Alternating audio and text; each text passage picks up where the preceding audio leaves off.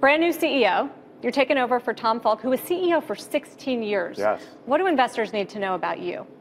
Well, I got to tell you, it is quite the honor to come into this role. And I think maybe the biggest thing to think about me is, I'm a person who sees opportunity. And so that because of that, I'm really excited to come into this job at this time because I think it's a great company and Tom has built a great legacy transforming the company over his 30+ years with the company. But I still see a lot of opportunity ahead of us. So let's talk about that because the company's in a bit of a turnaround mode, coming off of a rough patch on sales with some hope in the last quarter. Where are you in this transformation? Yeah, so certainly we're not satisfied with our performance in the last couple of years, but we are making progress and solid progress. In our fourth quarter, where we saw our net sales organically up about 3%, the big important thing was given a lot of the commodity inflation we've taken on in the past year, we started to get price realization, and that's been critical for us. So we're in that process, and we expect to make solid progress in 2019, both on pricing and our business improvement overall. And the big thing is, I think on the market side, I think I'm seeing some broad improvement across various markets in the consumer demand side.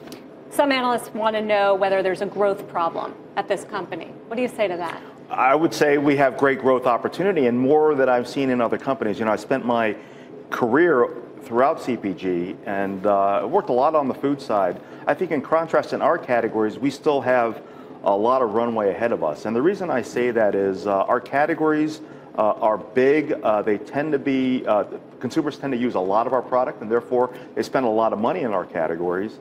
And because of that, in some of the developing and emerging markets, incomes have not risen to the point where the average consumer can be in the category. So we still have all that development ahead of us.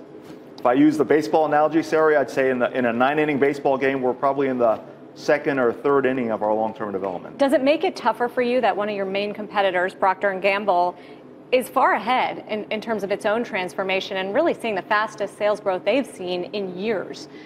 Does that make it harder to respond?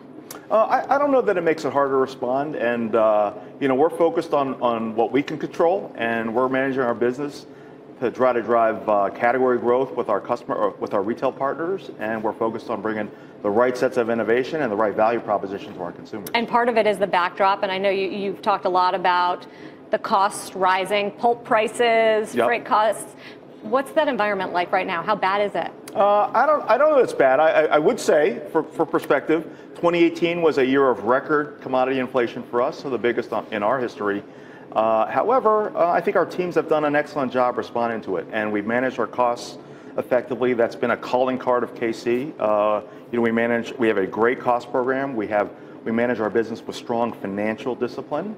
And what we're focused on right now is how do we drive more market growth, and we're seeing that, especially in the fourth quarter, some strong performances across our markets.